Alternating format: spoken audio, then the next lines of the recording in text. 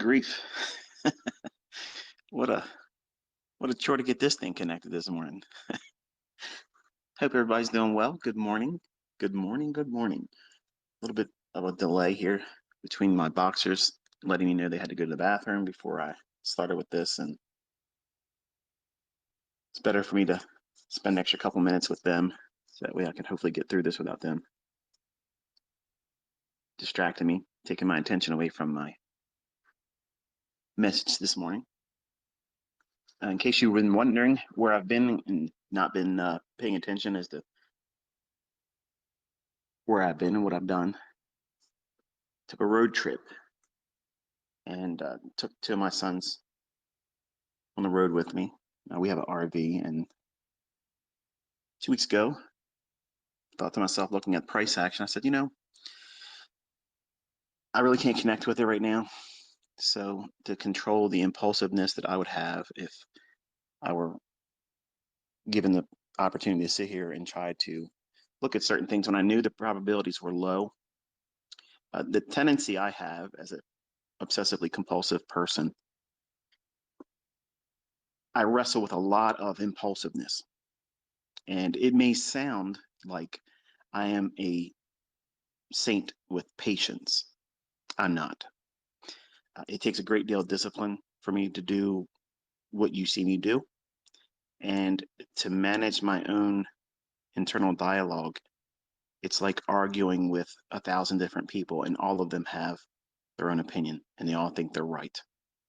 And it's very hard to articulate it, but mental illness is very hard to live with. It's hard for people to live with you, and it's very difficult to operate in an industry like this where it requires you to be extremely focused and have no distractions. So just stave off that impulsiveness, I took a leave of absence and channeled that energy that would otherwise be utilized in markets that I knew by experience and by the rules that I teach you was going to be highly unfavorable. Now, does that mean that the market stayed sideways and didn't move at all? There was no fluctuations at all? No, of course not. But I think you all know, now looking back at it, it was a little bit more trickier than it has been in recent months. And it's unfortunate for some of you that have pushed the envelope too much, trying to get your funded accounts and or make more money or try to keep up with the Joneses, as the expression says. Meaning in America, if you're not familiar with that term, it's kind of like keeping up with everybody else that's doing better or pretending to be doing better. So if someone gets a car, you try to get a car that's like theirs or better than, that type of thing. As a individual with a internal chip on my shoulder where I feel like I have to prove something all the time, and that's rooted in my childhood. I can't get my grandfather's approval because he basically raised me. I do a lot of things impulsively, and I'm trying to garner something I can't obtain. So it's very difficult for me to have that impulsiveness in a market environment where I'm not obligated to sit in front of you. I like to remind you all that, like, I'm not obligated to spend my time with you. And I don't mean that to be condescending. What I'm saying is I don't have any obligation to any of you, but I enjoy doing it. And because I don't run a signal service, and I facetiously made a comment to my older students in private, stating that I'm so thankful that I'm not running a signal service in an environment like this where you're expected. You're held to this standard of you have to do this. We've come to you for these signals and you're not doing it. So you're not meeting your end of the bargain, so to speak, because it's very difficult right now. And that's also another reason why I'm glad I don't have a, ironclad schedule for live streaming. That's Bella letting me know. She wants back in. Hold on one second. The joys of doing these things live. These are all things that would actually happen when I'm doing recordings, but you don't get the inside track because I'm editing them out. And you're probably saying, well, what about that woman you're married to, ICT? Why ain't you got her doing that? Well, she's out. She's doing her thing. So it's me and the girls here. So that's where I've been. And in case you haven't already picked up on where I've mentioned I was, we have an RV. I told my sons, two of them, I said, let's go on a trip. Let's hang out, have a little bit of a men's retreat, and just, connect. That way I can take my mind away from the markets, take my mind away from all of you, because it's good for us to be, apart for some time. It's good because absence makes the heart grow fonder. And you probably missed me, as much as I missed you. And truth be told, I was really wanting to do a lot of these when I was over the road. And I thought to myself, it's actually better. It's better for you to endure this without me because it's kind of like a reminder that after November, it's going to be like that. And it's not to be afraid or not for you to be afraid of or grow anxious about.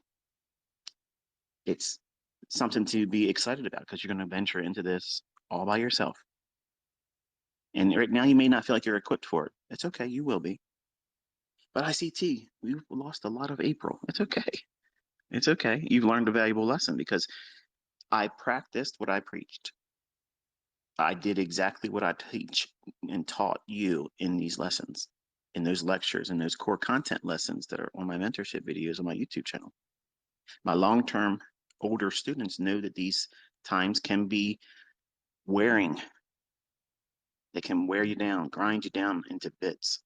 And if you're a new trader or a developing trader, these things can be major barriers to development or even willingness to stay with it.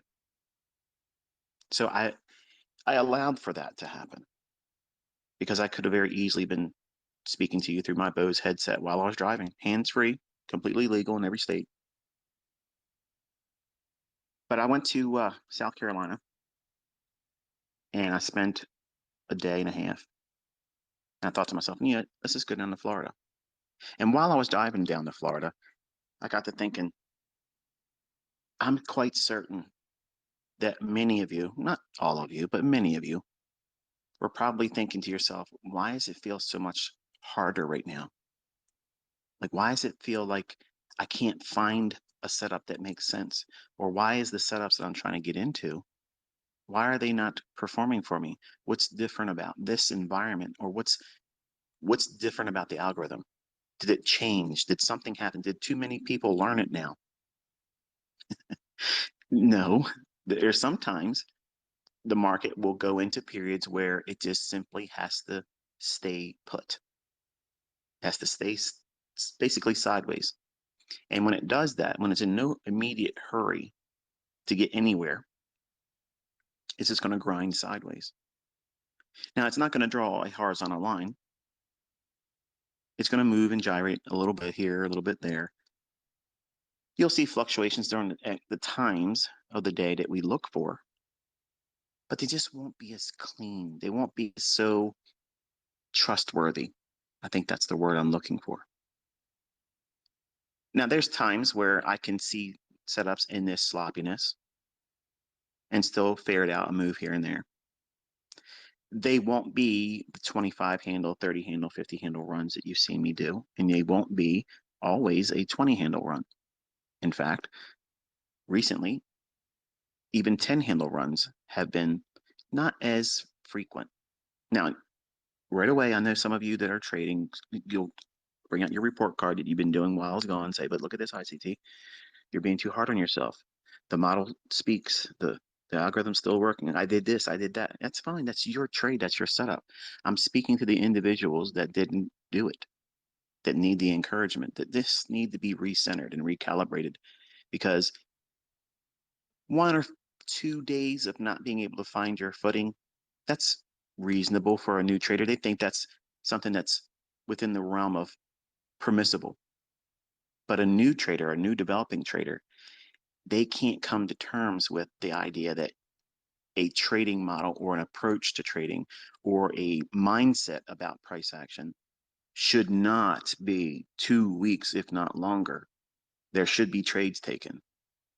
Someone must be pushing a button somewhere, and they want to be in that group, that mindset, that approach of always being in something. And that's an unfortunate thing because there is a time to sow and a time to reap.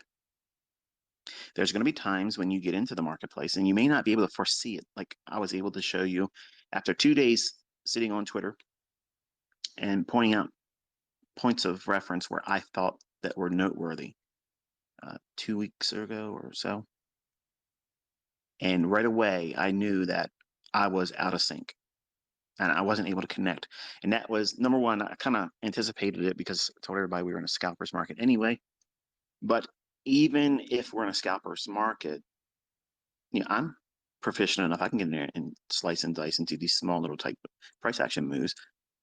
But you're not going to be impressed with 2, 3, 4 handles or less a couple times a day. Now, some of you might lie to yourself and say, well, no, no, ICT, that's right up my alley. That's exactly what I want to do. You don't trust me. You don't want to do that. You don't want to do that. And the reason why you don't want to do that, and I can speak so confidently about it, because you'll start doing the math and think to yourself, well, wait a minute now. I can do 2 handles, 3 handles, less than 4 handles, 20, 30 times a day. Because look at it, look, it's moving like that all the time. And then you'll think more is better, whereas less is more. Less is optimal. Less trade frequency. When you're new, you do not want to be placing yourself in conditions and in opportunities. And I say that term opportunities loosely, and I'm doing quotes in the air with my fingers right now. You want to limit that in the beginning. It doesn't sound productive to do that because it's going to feel like you want to be doing this. Well, day trading must be everyday trading. And it's not high probability it isn't.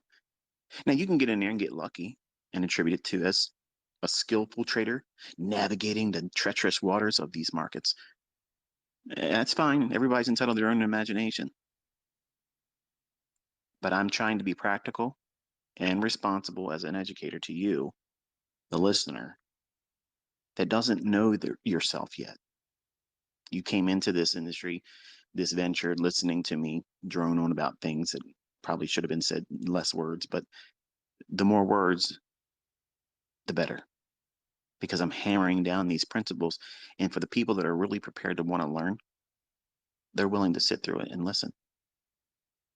Those that have done that, you see them doing exceedingly well.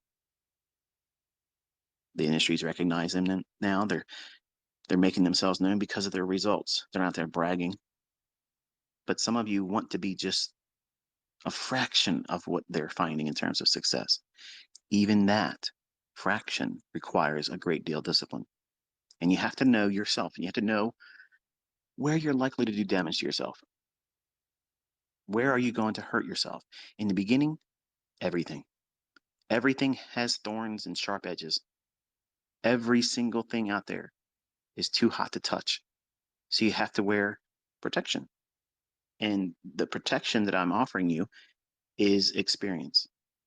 And sometimes that experience isn't always fully appreciated by the masses because they want me to do certain things. They want me to perform tricks. They want me to do things that I'm not obligated to do. And I don't like being told what to do.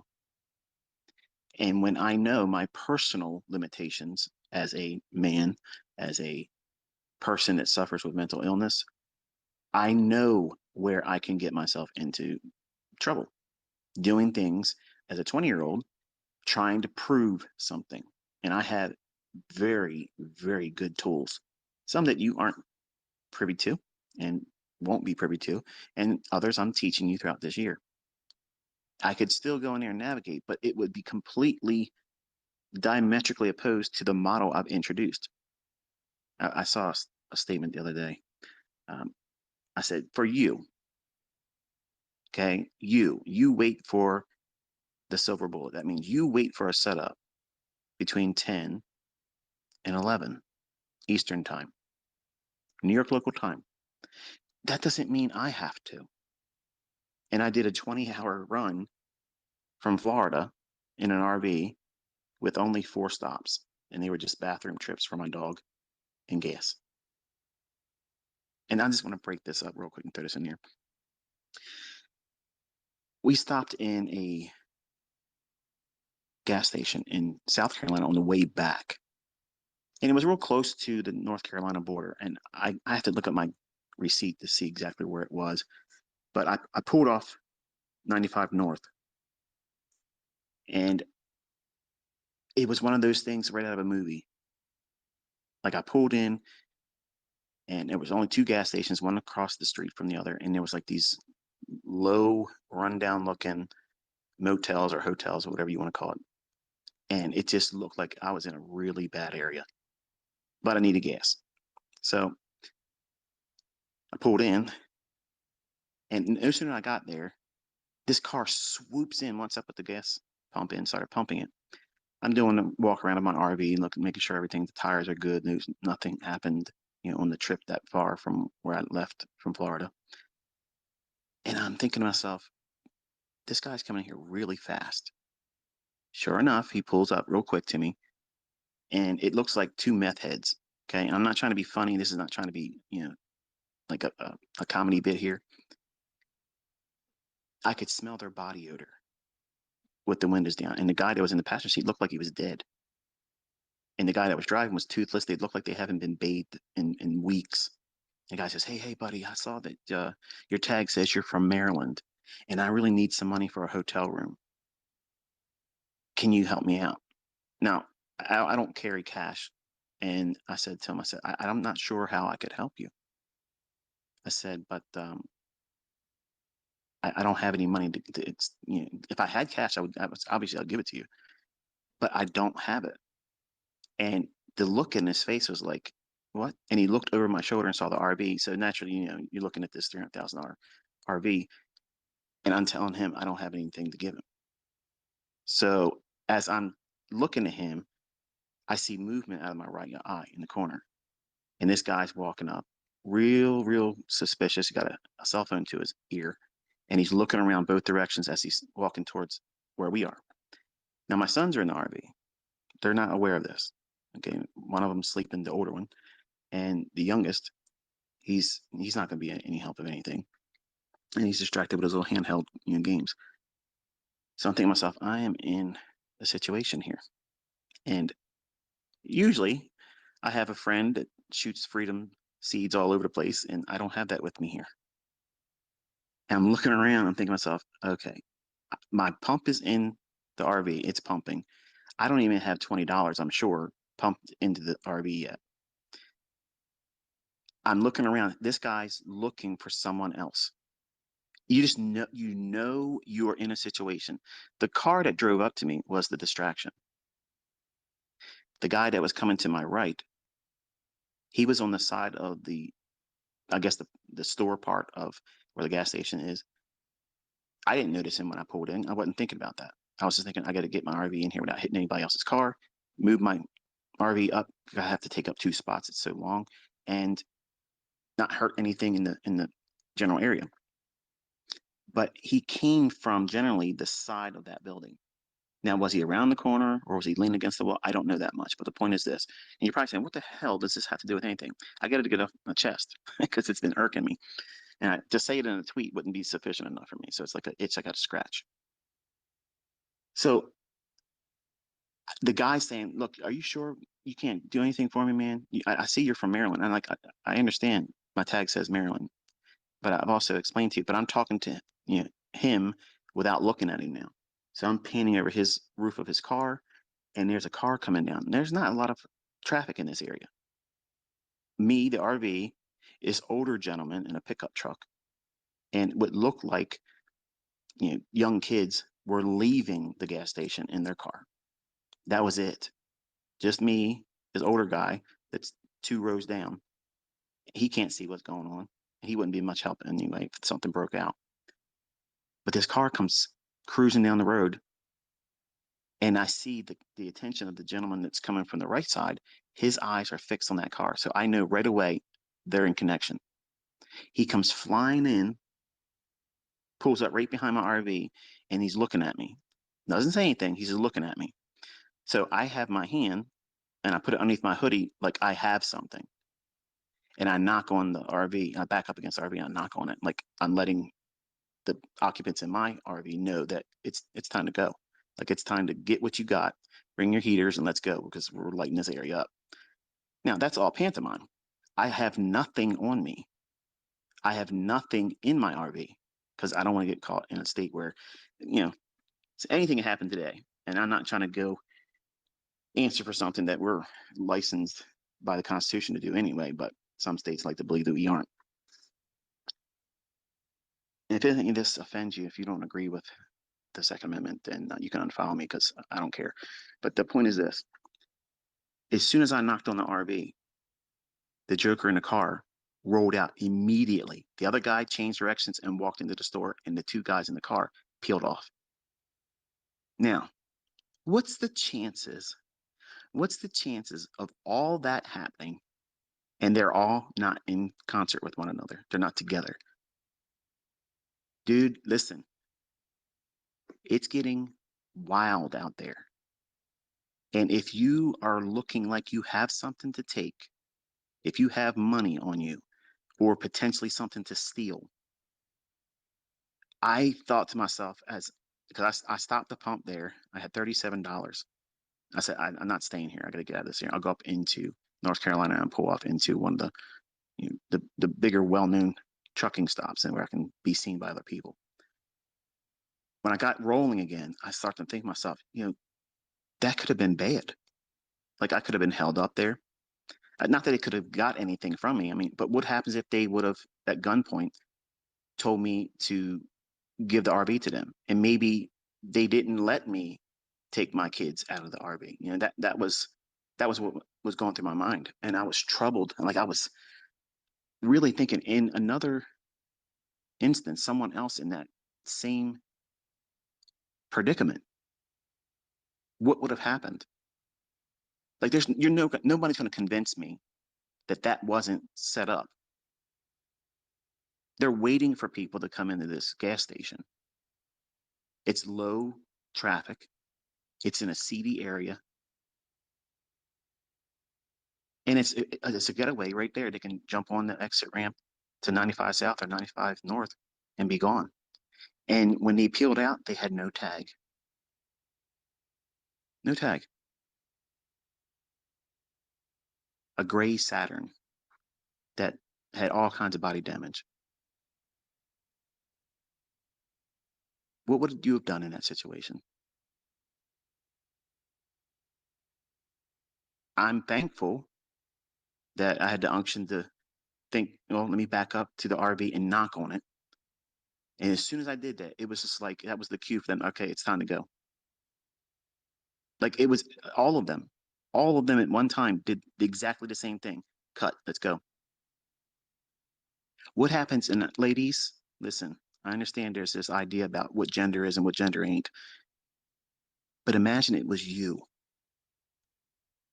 Imagine if it was you and your pocketbook was sitting in the front seat of your car, where many times my wife does that very thing, and I yell at her all the time. And you can get upset with me all about that is as much as you want, but she does these stupid things that offers up opportunity. Sometimes she leaves her pocketbook on the floorboard of the passenger seat, enticing what? The wind to get broken, to get a pocketbook.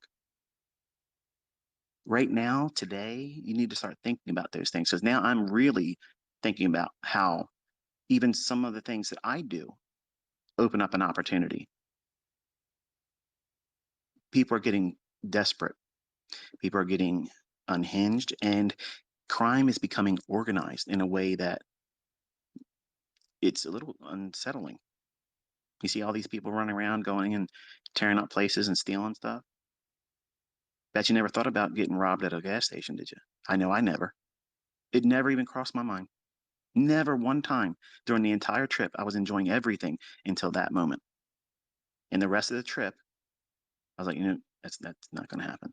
And that was the fuel that kept me going. Because otherwise, I was going to stop a little bit above midpoint in North Carolina and bed down there.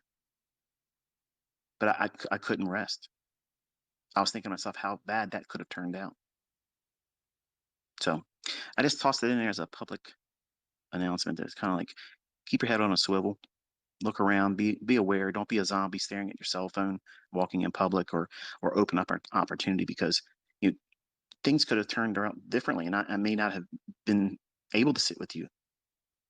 Imagine like the worst could have happened in that environment, and some of you think, oh, you're being dramatic. Listen, you weren't there, and exactly what I described is exactly how it unfolded. What's the chances of those four people all doing the same thing just because I backed up against the RV and knocked on it real hard? Guess what that means? That's a big ass RV. They don't know how many people were in there, and they don't know what we have. But it was a bluff. I had nothing in there. A tire thumper that I did not have on me.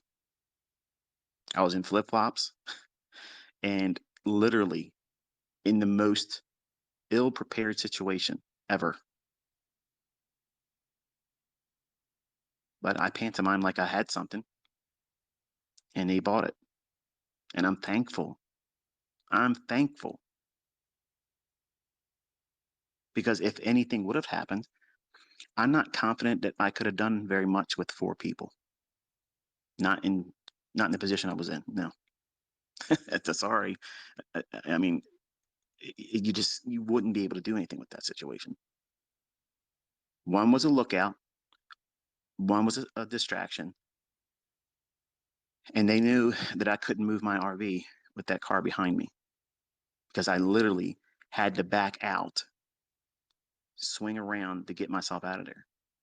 It's 38 feet long. So it's not, it's like an airplane without wings on the ground. It's pretty big.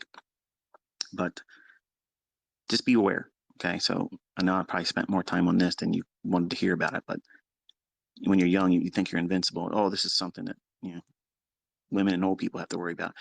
No, you need to be aware of it now because things are getting nuts. So it's not just about making money; it's about making sure you're staying healthy and safe. I mean, that's how I end it all the time. Now, when things started getting nuts, that's how I end it. It used to be good luck, good trading. I always say, be safe.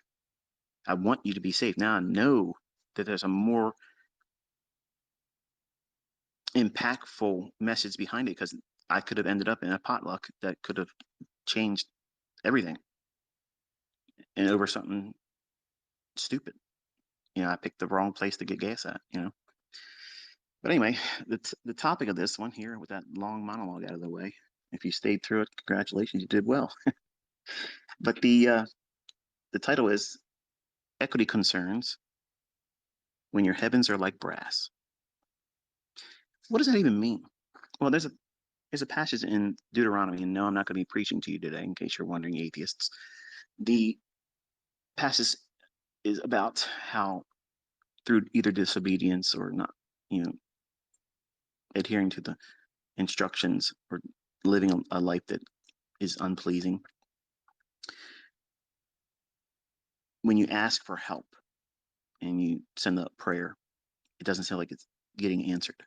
Okay, so it feels like your heavens are like brass. Your prayer can't get through, and your field or the ground that you're on is like iron, so you can't plant or harvest anything.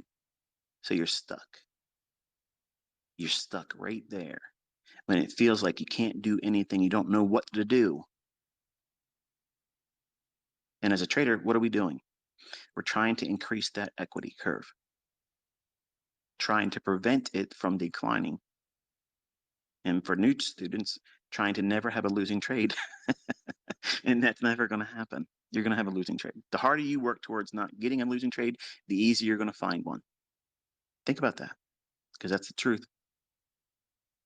The more things you try to hunt and research and try to find or try to trade in a way where you think you're never going to take a loss, they will come to you far easier if you were just to trade and accept the responsibilities of the risk and controlling that only, staying within your model's rules. So how does this equate to anything? What do we do with this message here? Well, your equity concern is you want to try to make money. You want to make that equity curve go up and you want to go higher. You want to go higher on a leaderboard in a competition. You want to get a funded account challenge passed. You want to be able to get a certain payout. You want to be able to reach a equity high mile marker to be able to tell yourself that you can do this, show the universe on social media that you aren't a demo baller. You know, all these things are contributing factors for you to make that equity curve go up. But what happens when the market says no? What are you going to do? What are you going to do when the market is not showing you that it's a time for you to plant in risk? Because trading is planting in risk. You don't know, just like a farmer doesn't know if that crop is going to yield anything. Think about it. They don't know. They're just doing the same thing they do all the time. They have a routine, they have a model. Their model is at this time of year, right away, what does that talk about? Are they planting their corn, their wheat, their soybean, their oats, their okra, the potatoes, or potato, in deference to folks that want to say it that way? Do they plant that in December? Do they plant it when it's likely to frost and freeze? No. Their model begins with time. Well, there's a time to do everything, but not everything on that time. So a farmer knows there's a certain time, his model as a farmer, he's supposed to do something. And outside that time, he is not to do anything. And he is not upset about that because he is following his model or her model. You don't want to have this impulsiveness as a farmer to try to get ahead and plant before you're supposed to. And you don't want to be late. So the first emphasis is on time. That's exactly how I teach you how to read price action. The first ingredient to high probability is time. Is it time to do anything? Now, I mentioned through that daily chart that we were in that range. And until we left it, we were in a scalper's market. And that means that you have to be very, very nimble on a 1 or 5 minute chart and try not to have these expectations to hold for the full daily range. There's a time for that. We weren't in it. And that's why you saw this stagnant little choppy ranges where we would see a flutter here and there. Sometimes 10 handles, maybe 15, but it was an erratic price delivery. And as a new student, I know that you don't have that skill set. You want it so badly, you want to be able to do it right now, and it's already a year late. That's the mentality and the motivation that you have as a new student. I understand that. That's exactly how I was. I wanted to figure it all out faster than I did. But you can't speed it up. And when I gave you the insight that we're in this range, it's not high probability, so you have to be careful. And then I showed, not because of anything more except for me wanting to tell you on that Monday or Tuesday, 2 weeks ago on Twitter, what levels I was looking for. The market was not interested in that. The things that I wanted to see on the high end or the low end, it was not interested in. So that told me immediately, unless something changes overnight, Tuesday of 2 weeks ago, into Wednesday morning, I'm not touching it. So I had set plans in motion that if I have no interest in it, what am I going to do? Because I already know the impulsiveness, the human aspect to me, the frailty of emotions, the psychological effects of wanting to show you will still be there, which is why I said I have the best tools in trading. I have the best models in trading. And if I'm trading in the optimal time, there is nobody that's going to trade better than me. That's not ego, that's the facts. You will experience that too. But if I am left to my own devices as a human being with mental illness, where I always feel like I have to prove myself. And people like to play counselor to me. Why do you do this? Don't ask me. I don't know why. Okay. But I have to. I'm a dog chasing cars, and you're not going to fix me. A lot of people have tried good hearted attempts, but that won't work with me. It doesn't work. In fact, and frankly, it pisses me off. I'm going to be honest with you. I don't like when someone tries to mother me. Now, I know a lot of you guys like to see me as a father figure. That's cool, but I'm just trying to be a voice of reason. And if I don't follow my own rules, I can blow it just as easily as someone brand new. It takes a great deal of effort on my part to stay disciplined. I always want to moonwalk on the grass that says don't walk on it. I always want to do that. When someone says don't do something, I already have a dozen ways I'm going to do it. Now, we kind of define that as a Christian as a sinner. I am a sinner, and I have to repent every single day, multiple times, because the things that I want to do, the things I think about wanting to do, um, it's not something that I would be proud of. And you probably wouldn't ever hear that from a mentor anywhere else. But I'm real. I'm practical, even though sometimes I seem impractical to most people. So I have to remove myself from that enticement. Because if I don't do that, I'm left to my own devices. And then I would be in a position where I knew I would be in a trade where I shouldn't have done it. I shouldn't be in that market. I shouldn't be in the market. You knew better, ICT. Why are you doing this? Well, because I have something to prove. To who? Whoever will listen. That's the humanity in me that I wrestle with all the time. And for some of you younger folks, generally the young men, you have this same thing inside you. And you want to get really, really good at this. So that way you can go out there and stick your thumb in everybody's eye that didn't have a problem with you. You'll create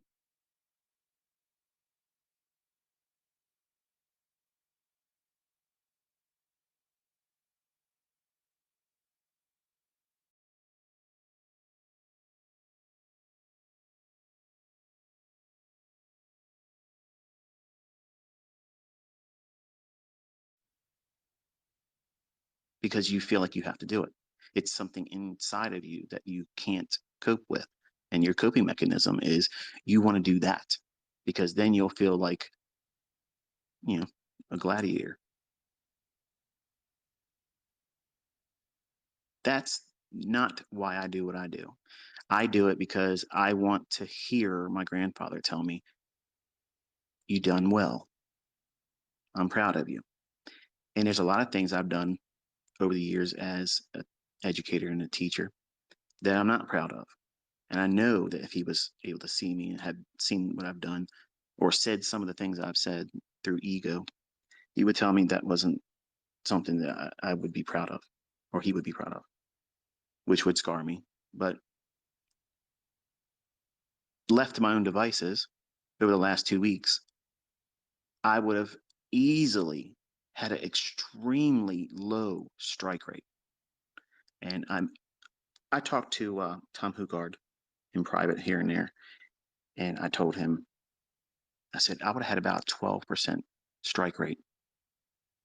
If we were being honest and we were sitting at a pub, not that I go to anything like that, but we were just hanging out, he and I told him, I said, I think honestly, knowing myself, I would have had about a 12% strike rate, which would have been abysmal, hard.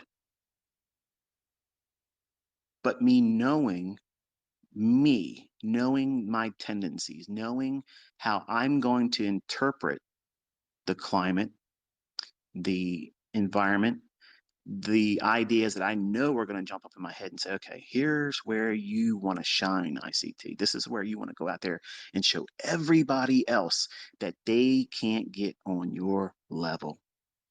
When this thing's doing this, you do it. I know that about me. I've done it for years, decades. I've done it. But there's something different about this now. We have so many things looming in the horizon that can wreck these markets instantaneously. And I know that's coming. I know it is. And most of you, even without me saying so, you know it too. But it's not a deterrent enough for you to say, oh, I'm not going to take any, and not, I'm not going to not take a trade right now because I see everybody else doing it. So I got to do it. Uh, I'm 50 years old. I don't look at everyone else and say, I want to do that because they're doing it. I look at my history, the human in me, the things I've always wrestled with. And I know that every single time I've hurt myself, it's because I wanted to do something that was not asked of me in times where I should have done nothing. And I knew better. And now, because not because I'm up, and this is how I opened this up in the beginning of this Twitter space, I said that, I'm not obligated to you. As a reminder, I'm not saying it to be condescending, but I'm not obligated to you. And I'm telling you that because I'm reminding myself. I'm reminding myself that I don't have to do anything for you, but I love doing it. And there's a line that gets blurred sometimes because I listen to people that you all tell me not to listen to, but I want to help them because they don't believe either what I'm doing or what I teach, despite people making fortunes with it and crediting their success to the things that they learn from me, which I'm so thankful for. And I've converted a lot of people to this school of thought, not because they like me, because there's people out there that are making money using my stuff, but they don't want to say my name. They don't want to give any kind of credit to it. And they like to say it's always been there, but they're still using my vernacular, my terminology, and my concepts. That's the thing that gets under my skin. That's what frankly pisses me off and causes me to be the abrasive ICT. And I don't like being that person. I don't like being a drag for the students who are here to try to learn.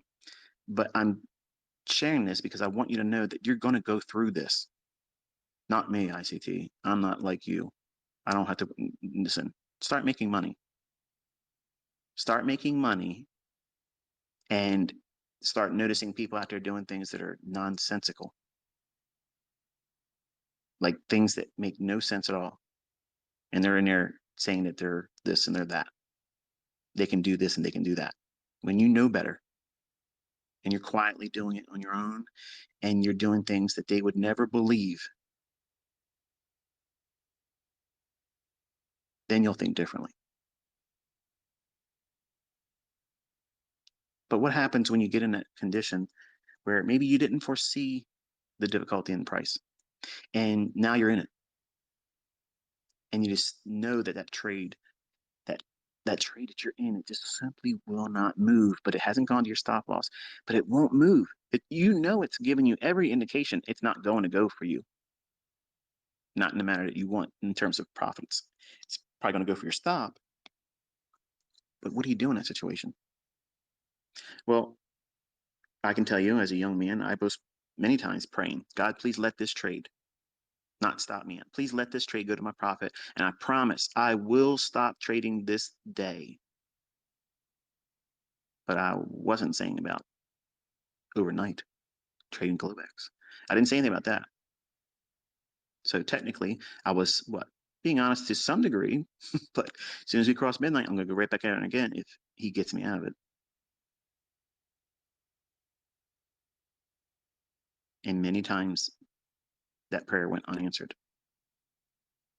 and it got stopped out. And I knew I should have got out of the trade, but I wouldn't take it off. What's the problem with that? And I hope you can appreciate me using my own examples and not talking about things hypothetically where you can feel victimized because you've gone through this yourself. But I want you to reflect on how you've endured this. and what you were doing and what you were thinking, what you were dismissing as no, no, no. That's just me not being patient for the trade. That's not me following a model. So I got to stick to my plan, my trading plan. Got to push my edge. See, when I was in those environments and in those trades, I didn't want to get out because I was afraid if I got out, I'd be wrong. And you probably hear YouTubers or see people type it out in their Discord rooms, their Telegram channels. I can't think of anything else off the top of my head, whatever medium they would use, but or maybe a Twitter space like this. And you hear them or read them say, I know as soon as I get out of this, it's going to move. When they say those things, they're channeling ignorance. They're manifesting it. They're basically showing you their cards that they don't know what they're doing. Because if they did know what they were doing, it wouldn't matter if they got out and it moved. When I was a younger man and I fell victim to this, I was afraid to get out of the trades, even though I knew they were against me. The probabilities have shifted. Are you aware of it while you're in a trade? That's what I'm teaching you. Those lessons can't be taught through a paragraph or a tweet with 130 characters or less. I can't do one single video and say, here it is. It's condensed in a nice little neat, easy ICT, real fast 5-minute trainer. The easiest way to do it, never have to worry about it again. That's the new flavor right now. You're not going to get it that way. You can't get it that way. It's something that has to be endured. Certain lessons have to be walked and you have to feel it. You have to have that uncertainty. You have to know what it feels like to be in that environment and how you react in it. Some of you won't have these instances where you feel powerless to get out of it. You'll think, okay, this isn't working anymore. Let me just kill the trade. That that right there, that is excellence. I wish I had that when I was younger. I didn't. I did not have that. I had no one telling me like I'm telling you right now, listening, that's what you want to do. Believe me when I tell you that is the answer. That's the solution. That's the thing you're supposed to do. And you're also indifferent to what happens after you get out. It's a bad relationship. What makes people go through all the turmoil after they break up with someone? When it's a bad relationship and you break up, the person or persons spend all that time afterwards when you're no longer together and you're thinking, what could it have been if we stayed together? If he just would have stayed in our bed and not ventured out and did something else. If she would just understand me, you're doing something that isn't going to result in anything except for misery. So why do the same thing in your trading? That's what you're doing. You're recognizing whether you realize it or not, even if you're new. You just know something's wrong. You are, but you won't admit it. Just like I couldn't admit it.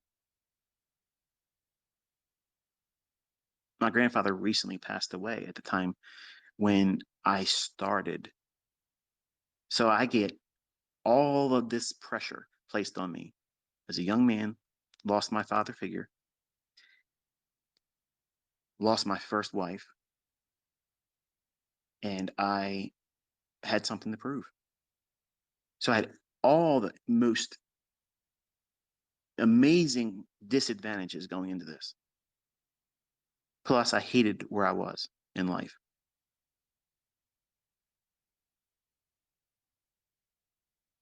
So I know what it's like to feel pressure to change the way you are and where you are and how you live. I know.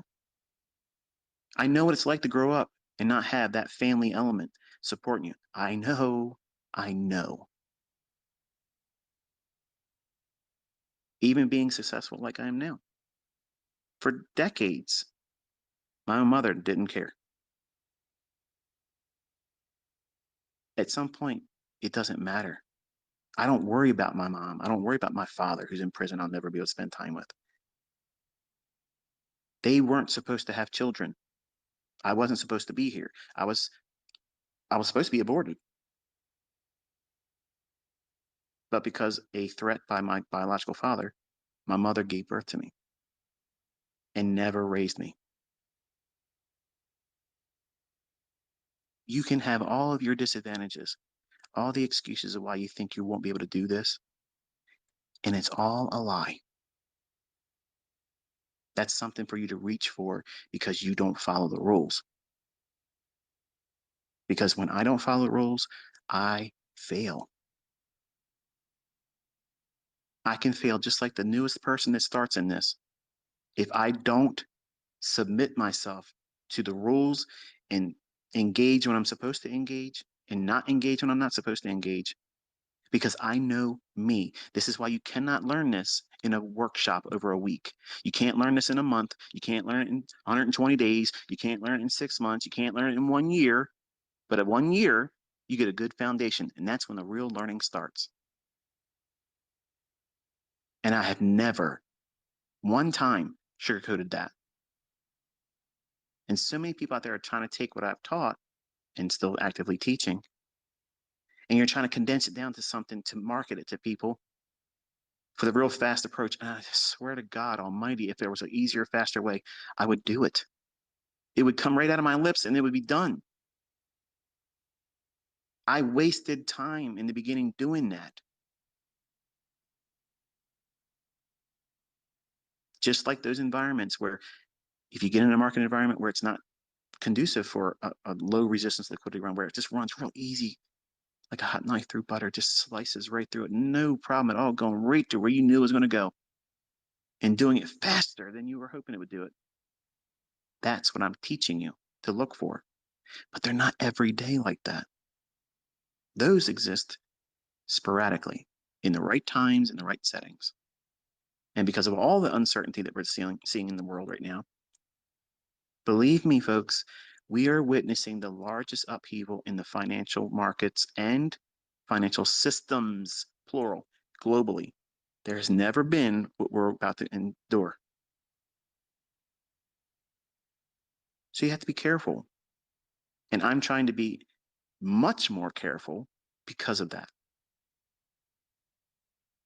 But if you get yourself in that situation, you may not believe in God, but somehow those three letters will come out your mouth. Oh, God. Oh, Jesus. It's funny. I've listened to Muslims doing live streams and they'll utter his name, which is interesting. What are you doing? You're looking outside yourself and you're resisting. You're resisting the very thing that your conscience is telling you to do. Get the hell out of that trade.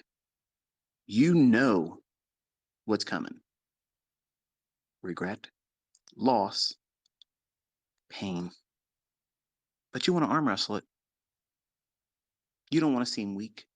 I'm going down. They're going to carry me out on my shield. Well done. You blew your account. Maybe not on that trade, but the 6 or 7 trades after that one, that's what's coming. Why? Because you arm wrestled in an environment that you can't win. See, my tools in the right setting are flawless. That's why I can be to the tick. But have you noticed that it's not every single day that it's like that? No, wait, wait, like, wait. Stop right there. Your motto is every week, every day, and it won't stop. You're right. But the market you're trading, that particular market, won't be every week, every day. This is always occurring every day and every week somewhere. Oh, well, there's your out. There's, of course, I didn't say anything other than that. That's how it's always been. When I was teaching Forex and primarily focusing on Forex, I had 2 pairs. Euro might not go to the tick, but Cable did, and vice versa. And there were some times where both those two pairs that I worked with my group, sometimes the Aussie dollar did something perfect. You can't have an everyday day trading expectation of precision. You can't. You're just starting. Okay. You can't do that in the beginning. You have so many obstacles in front of you. You have no idea the difficulty in this. And it starts between your ears and it remains between your ears. That 7 pound universe, that gray matter that we call our brain, has a wonderful, wonderful capability of telling you things at the wrong time. And sometimes it tells you exactly what you need to hear, and then you ignore it. So if you're in market environments where by rules, the ones I've taught you and I've even told you, and it breaks my heart to see these people tweeting to me, I lost this much money. I'm not trading. Why did you do it? You know your own reasons. And that's the thing that everybody has to learn about themselves. But you want to pretend that you're not going to be that person. You're not going to be one of those statistics that have all these other flaws inside them. Some of you may have mental illnesses that are beyond the scope of mine. And you'll have to wrestle harder and do things much more.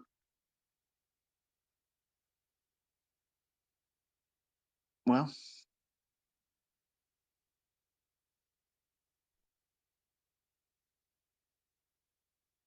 the word escapes me. It'll be harder for you, but you won't know that. You won't know that until you go through it. And buying courses and watching my videos or watching anybody else's videos or using this application they've created or following signals from somebody else, that will not make it exempt. No one's exempt from this. People fail because they don't incorporate their own flesh, because that's what's going to do you in. How many people do you know that educate, pretend to be a mentor, will sit out here and tell you their own flaws? They'll never do that because, number one, that will put a damper on sales. It'll make you question, oh, maybe this isn't the person I need to learn from. I would counsel you, anyone in any industry, any kind of endeavor whatsoever, if they're willing to show you where their weaknesses are and if they can identify them and then navigate with them, that's someone you can learn from. I'm telling you, I wish to God I had someone like I'm trying to be for you. When I was coming up, there was no one. I had 4 VCR tapes with Larry Williams and one uh, Secrets of Short Term Trading. He did like I don't know if he was a keynote speaker. As a matter of fact, that's exactly what it was. He was a keynote speaker for some event, and those are the tapes I had. I had a course by Don Fishback, 90% options trading, which is trash. Don, if you're listening, I don't mean to be disrespectful, but it really was garbage. And the books that I wasted money on. And I said it many times before. Why do I keep them? Because they have sentimental value, not because there's any value between the covers of those books. But I spent a lot of money. I worked hard to make the money to buy those books over the years, collecting them. And I just can't bring it to throw them away. And they're not valuable enough to give to anybody and say, here, I don't want to have this anymore. Here, you learn from this. Because it's all trash. It's all garbage. You want to hear how to do something? Let the story start with here's what not to do. And if you want to find out real quick if you're ready or someone else is ready to learn, if their attention span will not permit them to listen to someone tell you or others This is what you want to avoid. You, that person listening that feels that way, you are the waste of time. You are. Because the point I've gotten to from the beginning of this discussion, it's going to be far more harder than you think it's ever going to be.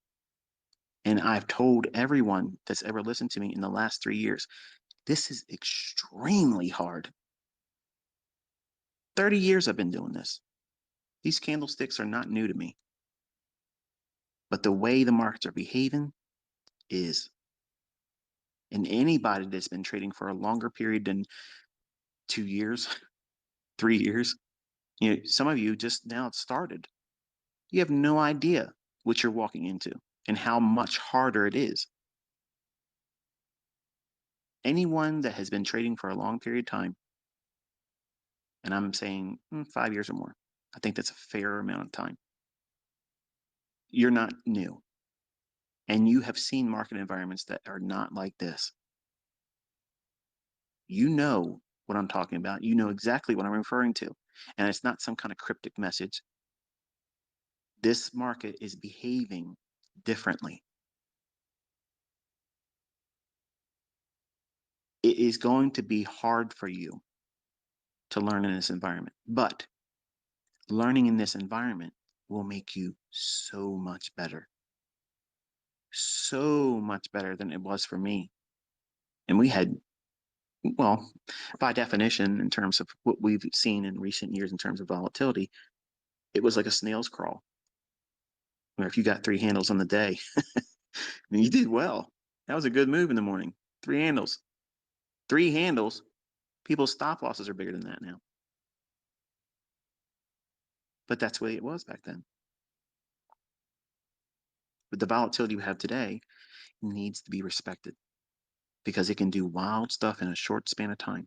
And you'll be in that situation praying to a God you never believed in. But now you're reaching for him now. And your heavens will be like brass. And sometimes it'll be for people that are believers in the same faith that I have. And you just want to get out of that situation. Oh God, please, please, please let this trade pan out for me. Please, please just let me not get stopped out on this one. I won't trade the rest of the week if I can just get this one. Lying. And that prayer gets unanswered because your heavens are like brass. What happens then? You look down and a new idea comes to mind. You're going to plant a seed again in that risk. But now the ground's like iron. You can't turn the soil over. You can't cultivate it. You can't put a new trade on because why? Fear, paralysis. What do you do in that situation? See, as a new trader, a new developing student, you don't know what to do. So what are you going to be left to do? Impulsive decisions. Well, let me just go in here and figure it out. I'll find my way through it. Yeah, right on through another blown account. Well done. How many times do you have to do that before you would learn a lesson? I watch people tweeting to others and me talking about doing that same thing in environments that I've openly said we're in low probability. They're trying to pyramid. They're trying to trade with larger leverage. They're trying to trade every session, every day, trying to trade every macro. ICT said between this time and this time, there's going to be a move. I'm getting in there, I'm doing it. Okay. You have to have some kind of premise to be acting on. You don't know what to expect. You're new. You have no idea what you're doing. Trying to engage in an environment that I'm not willing to touch myself. So what is that teaching you about yourself? You're reckless. You're reckless and you're impulsive. Are you willing to observe that and identify it? If that's who you are that's listening to me, are you willing to let yourself identify that weakness in you? Trust me, it's okay to identify weaknesses. You want to do that in the comfort of a demo. That's why I teach like this, folks. You have no idea who you are. You're going to get in these markets and think you're, well, I was going to say John Wayne, but that really dates me now, doesn't it? But you think you're John Wick. There you go. You think you're John Wick. You're going to go out there and get your ass wicked. And you get frustrated. Oh, I'll just reset my account. It's only $100 or so. And I was going to do the same thing I just did because all I did was entered too early or too late, or I put my stop loss in the wrong position. Wrong. You're trading in an environment that's not conducive for high probability, but you can't see that. You can't recognize that because you're not listening when the guy that's talking to you is telling you these things in advance. He's taking a road trip 1,100 miles away, not touching the market, but you're in there blowing your funded account. Where's the logic in that? But ICT, you're not the only one who can find profitable trades. You're right. But why are you trying to push with my concepts in an environment I'm not trying to touch? And I've already said it. If you win, it's coincidence. And I know it's painful for some of you to hear that. Like, there's no way it's not coincidence, it's skill. I'm a monster. I'm being made into a monster. So like you said I was gonna be a monster. Yeah, okay. But you don't want to wreak havoc on your own account. Like Godzilla stomping around in Tokyo, destroying everything. That's your equity curve. You just totally dismantled it. In a short span of time, in the last 2 weeks, how much damage have you done? Not me, not your broker, not the method or the concepts. How much damage did you do? Uh-oh. That's a roll call for responsibility. That nobody wants to take initiative and stand up and say, yeah, I did it. But the ones that are ready to do that, they're ready to learn.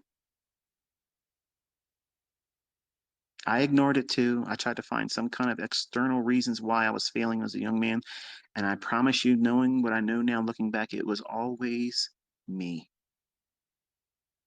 There was no other contributing factor. It was me. And when you come to grips with that and you accept it, it's liberating because then and only then can you start fixing the issues. But you have to be able to identify them and stop ignoring them or pretending they're not there.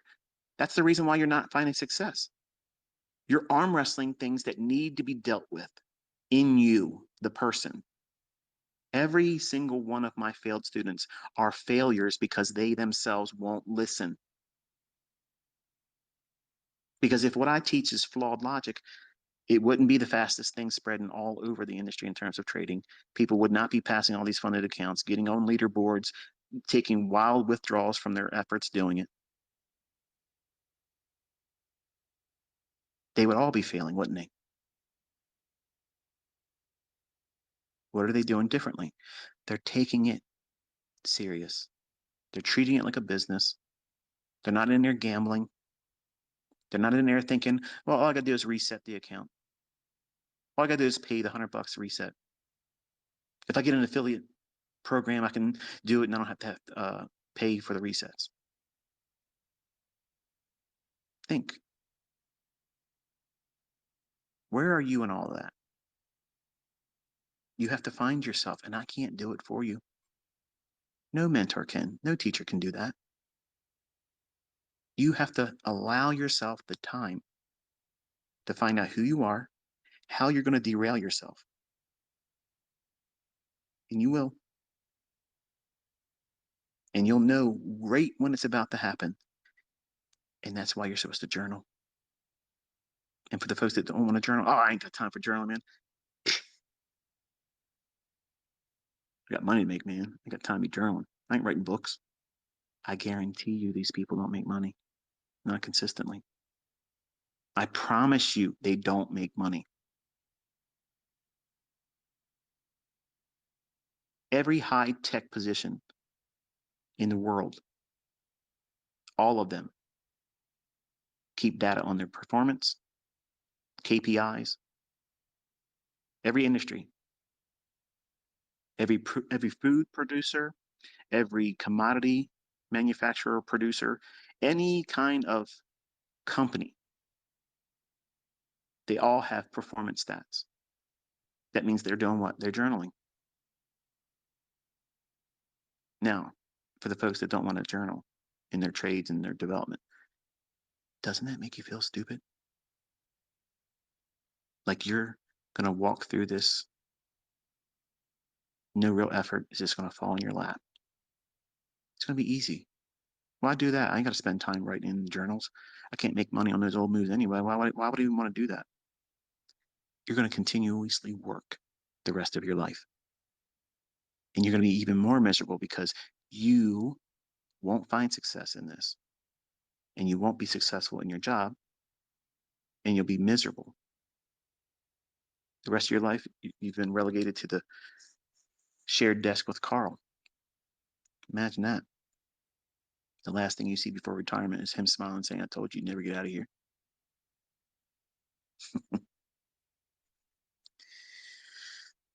There's going to be times when your heavens are like brass and the ground you stand on is going to be like iron. What do? You take a road trip, baby. You take a road trip, you go on a fishing trip, you go into your hobbies that are outside the marketplace. Pour your time and attention into your family or your friends apart from the market.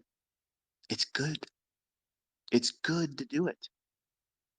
It allows you to recalibrate and reset your mindset. And you give yourself permission to forgive yourself for not doing it sooner.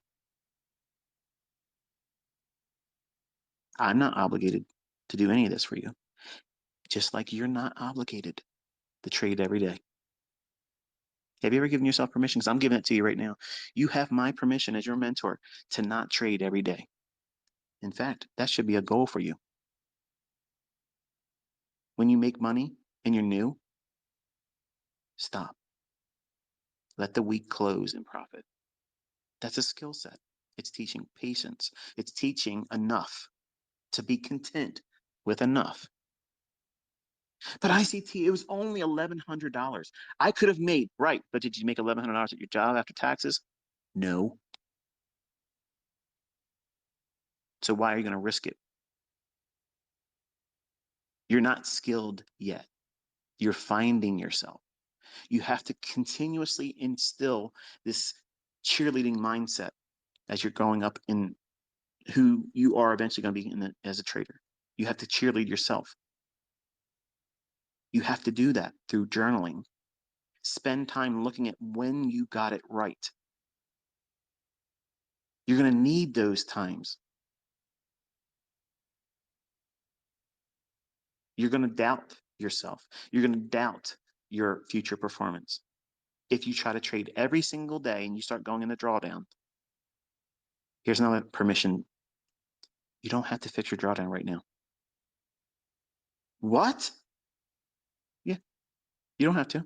Who says you had to do it right now? Who says you had to fix the drawdown and bring it completely back this week or this month? Who said that?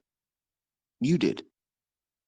Or the people you hear others on social media crow on about, oh, this and that.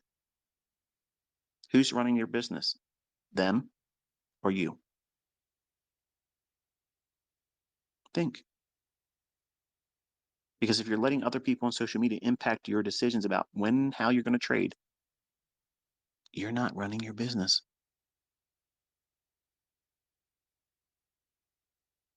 If you're not running your business, who is? The people that don't care about it. And if they don't care about your business, believe me, they only care enough to see it fail. It would be nothing more pleasurable for them to see you fail and go on social media and complain and bellyache. Oh, I did it again to myself. And they feel great about themselves because they're failing in privacy.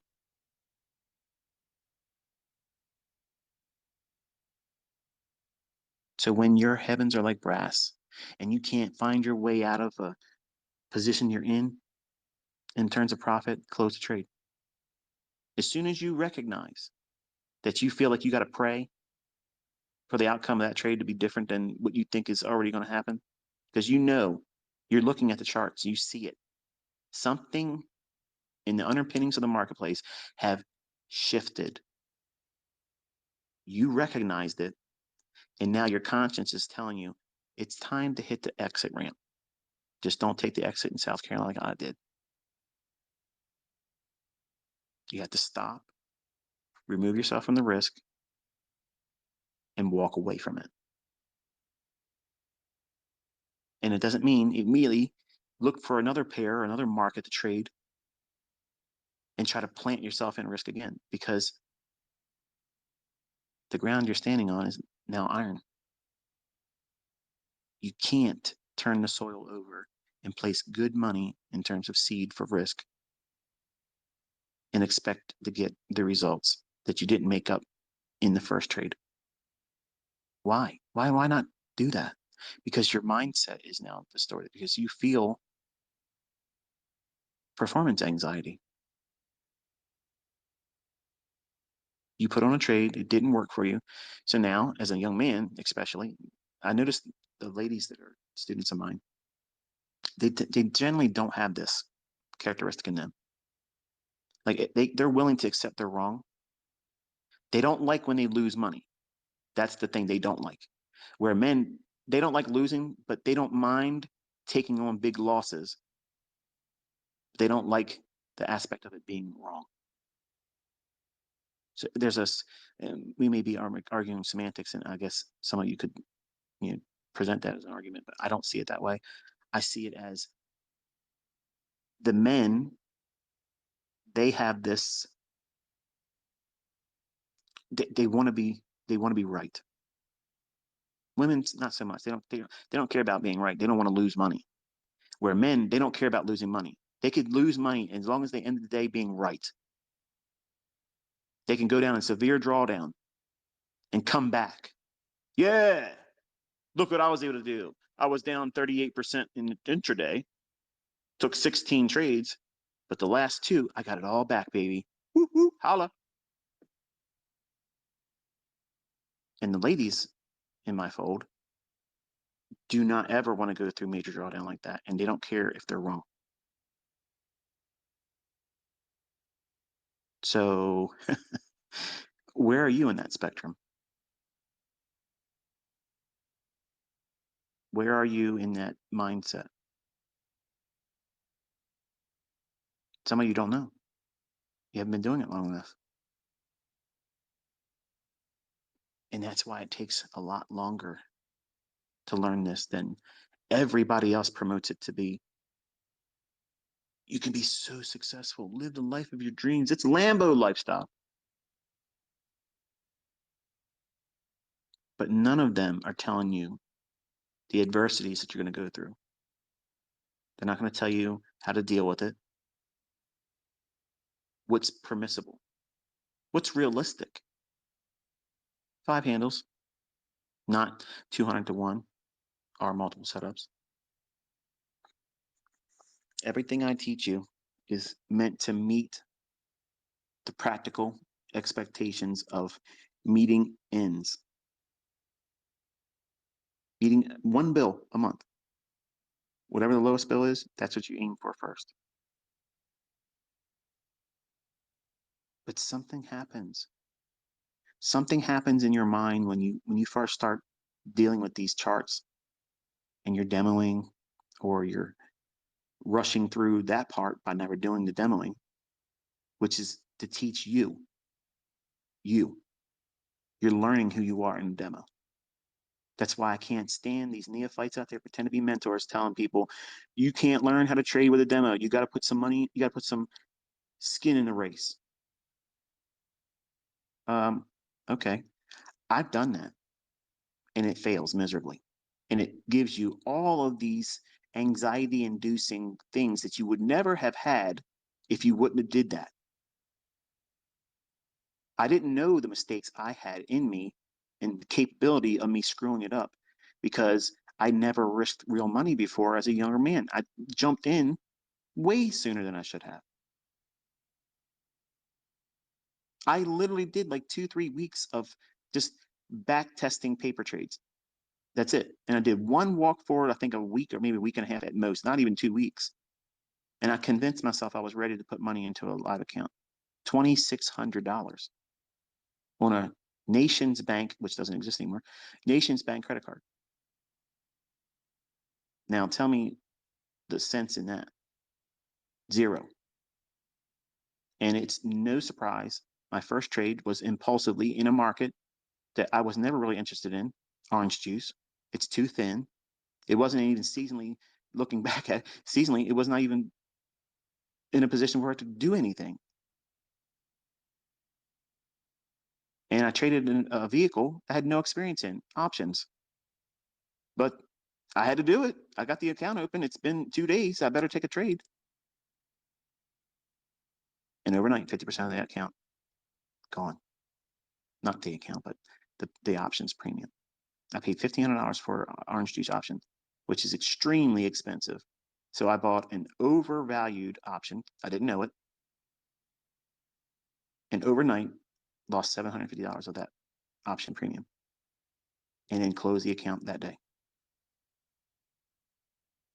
Wonderful lesson. Perfect illustration of what not to do.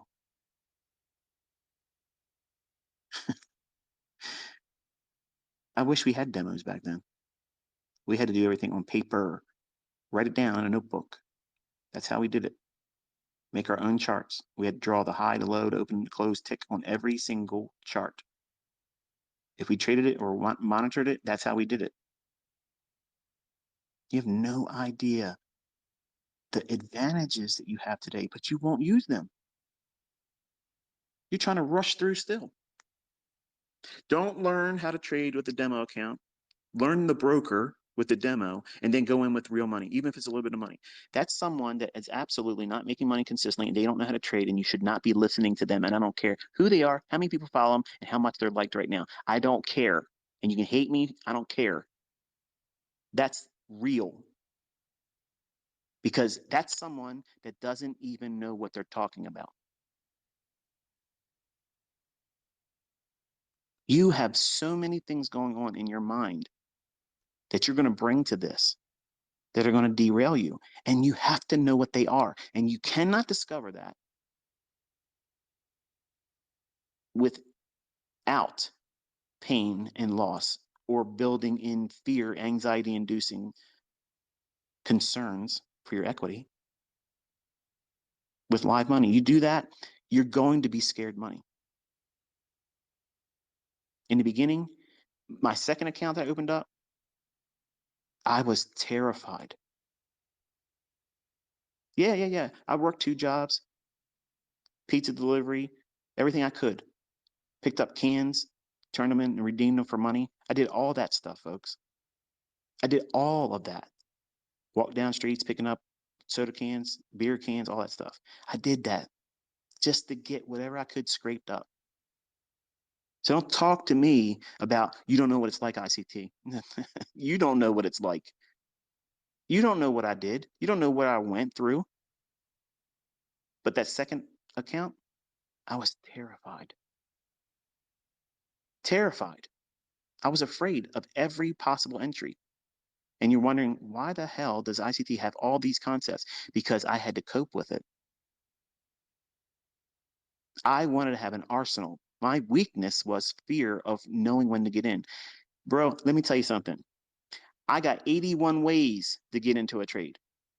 81. And that's why these jokers on the internet will say, oh, he's got something to always explain why the market. You're damn right I do. I know it like the back of my hand. But I also know when it's likely to slap me around, I'm not playing. No, thank you. I've been there before. You haven't. You're too new. You don't even know what it looks like. But I'm sharing that experience with you. I'm allowing you to find yourself in a closed circuit environment where you are not incurring monetary risk. That's why I teach with a demo. That's why it's the best way to learn. That's where you need to learn in a laboratory experiment setting where you cannot lose money and build anxiety inducing mindsets that's going to be a prevention to you finding success. How much plainer do I have to make it, folks? Stop listening to these kids pretending to be money millionaire mentors, okay? They literally just graduated school. They probably dropped out of college. They have no idea what they're talking about. The only money they got in their accounts is from whatever they sold, whatever their affiliate programs are. They're multi-level marketing garbage. They're not trading. They cannot trade. They will not show you what the market's going to do. They cannot do it. So why the hell are you listening to their advice? Because you see them pretending with their pomp, their rented cars. I own my cars. I own my home. There's no note on my cars. There's no note on my homes. And I show you where it's going to go. I execute on it and I use the logic. And I'm telling you when it's not right for me. By example, I stopped. I walked away. Now think, who do you want to learn from? Somebody that can walk the walk and talk the talk and press stop and know why and have no concerns for, oh, I might miss something. I don't have any fear of missing out. You never hear me say, whoa, why did that happen? Why did that slap in the ES just happen? No, I'm not surprised by that. But I can go into a week where I'm expecting certain things to happen and they don't manifest. Okay, I'm not surprised by that. I'm just not interested. See the difference there? That's experience. That's 30 years, baby, of doing the same stuff all the time, expecting the expected results at the end of it. But if it's going to show me signatures that are not supporting what I'm teaching you, that's not an invitation for you to find a new way of doing it. All these new guys and gals out there trying to reinvent the wheel. I've already gave you the wheel. You have to build the car on top of it. And some of you don't want a Lamborghini. Some of you are just okay with a pickup truck, a Volkswagen, a Jeep, or even, well, I won't go there. What's he going to say? What was he going to say? ICT, please tell me what you're going to say. No, I'm not going to do that. But there's a learning curve to this that nobody really expects to exist until they step into it. And they don't like it. It's a reminder to them that everything worth doing requires a lot more effort than you thought it was going to take. There's no shortcuts to this, folks. I am the shortcut. I promise you, even though it seems like it's long-winded all the time, this is the shortcut. You cannot make it simpler than this. You're waiting for the market to go up to run stops or reprice to an inefficiency. It's going to drop to run stops or reprice to an inefficiency, or it's going to go sideways. And guess what? When the market's going to go sideways, ICT is doing something else. Now, imagine for a second. Imagine that you paid me money for the month of April. I would have to do something, right? I would have to perform. I would have to sit down and give you my opinion. Guess what? That doesn't have to happen anymore. I don't do that anymore. That's why I'm never charging ever for education. When I'm done in November, I'm done. I'm done. I have so much enjoyed the last 2 weeks of just simply saying, nah, that's my life. That's what I want to get back to. I didn't ask you for my or for your permission to do what I did. I don't need to ask for it. But I did what I had to do from a psychological point of view where I'm reminding myself that I'm in control of me. And since 2016, I have not felt in control of my own life. I've allowed people all around the world to conduct my life for me, tell me when I had to be somewhere, what I had to do, answer emails. I can't even keep up with the emails. It's too many of you. And it just feels so good for me as a man to be able to unplug. I needed it. Like I needed it. And it was so good to be out there with my kids and just having conversations with them. And I broke down. We were in a restaurant, and one of my sons said to me, he goes, "Dad, I've never seen this with you before." And I said, "What?" He goes, "Like you're sitting down, you're talking to us, and you're not even talking about the market. You're not talking about your students. It's just like you're talking to us." And I lost it.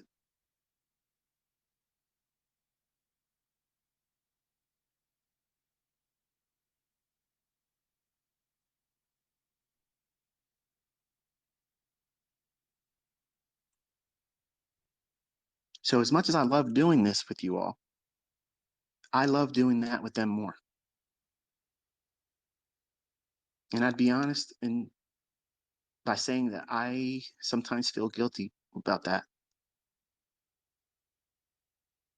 and I shouldn't. They're my kids. But I have built this life all around trading since I was 20 years old. And I was not the best father. I was not the best husband. I've never done anything outside my relationship. And I've always provided for my kids, but I was not there in the house with them, but I was not there.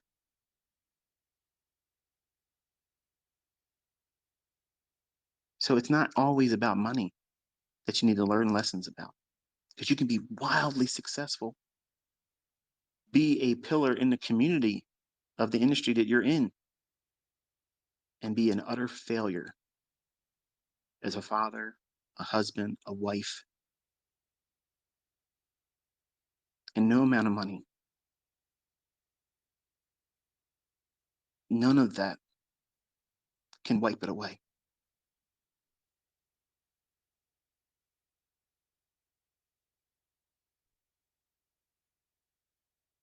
You have no idea how hard this industry is because you don't know how hard you're going to make it on yourself. That's the variable. And nobody ever writes that in their books. I bought every one of them. They're never going to place that clarity on it because they have something else to sell later on. And the reality is, if you are told this in the beginning and you're not going to be willing to make the sacrifices, is really what it is. You have to sacrifice your wants because you call them needs. Now, I need to do this, ICT. You don't understand. No, I understand. But you need to understand just simply because you want it and you call it needing it, that's already a problem. Because when you say the word need is going to be, I need to take a trade. I need to get that drawdown back right now. I need to go and reset my account. I need to do this. I need to do, you don't need to do anything except for learn. You need to listen to me. I'm not giving you bad advice. I'm not trying to prolong your success. I'm not trying to steer you away from something else that might be better because if you can find it, go do it. If you find something better than I got, tell me about it. I'll look at it and I'll stop what I'm doing and do that. I swear to God, that's what I'll do. But I've already been down that road before, folks. I've already been down that road dozens of times before I left my 20s. And I'll be 51 in August. This dog is set in his ways, and I'm changing this industry. And you're all part of it. You're on the ride with me. We're blazing a trail together. And that's freaking awesome. That's awesome. We're laying down a legacy where people are literally doing things in a controlled manner, learning how to do this in a safe setting, and then you're watching students walk out there in the real world and put it to task. And they're changing their lives with it, independent of whatever I think is going to be in the marketplace. That's awesome. Your success story is waiting, but you can't hurry it up. You can't you can't usher it any faster than it's going to be. And the speed at which you receive it or get to it is unique to you. And be comfortable with that. The harder you push to make it sooner, you're just pushing it further down the line. I swear it's the way it is. You just got to enjoy the process, go through it. And one day you'll know you're ready. You won't feel impulsive about anything. You're comfortable. You'll be able to navigate. You'll know this is a market in a condition right now. You don't want to touch it. And you don't care who else is making money. Who cares? Well done. Good job that you made money. Doesn't mean I have to do anything. It doesn't mean I'm less of a trader. What? That's not what you see on social media, is it? I don't want you to think that way. I don't promote that idea. Your results are yours. I can't sleep in your bed and wrestle with falling asleep because the drawdown you've taken on. And I can't relish in the successes of the profits that you made in your trades because I didn't incur the risk. So why are you trying to do that with other people's results? You're minding their business. They're minding theirs. You mind yours. Some of you won't ever be in business because you're doing stupid stuff like that. You're trying to keep up with the Joneses. You're rushing too soon. And then when you find yourself in a situation that you know in your heart that you're rushing, you shouldn't be there risking real money or trying to get a funded account passed. You don't know what you're doing yet. Why even bother with that until you know exactly what you're doing, how you're going to mess yourself up? You have to learn who you are.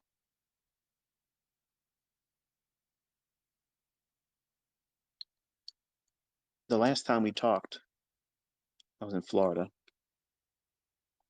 and said to you that Alexander Elder's book, Trading for a Living, the first portion of that book, in my opinion, that's the gem. And he talks about alcoholism and the effects of it and the way it affects people, families, relationships, all that business.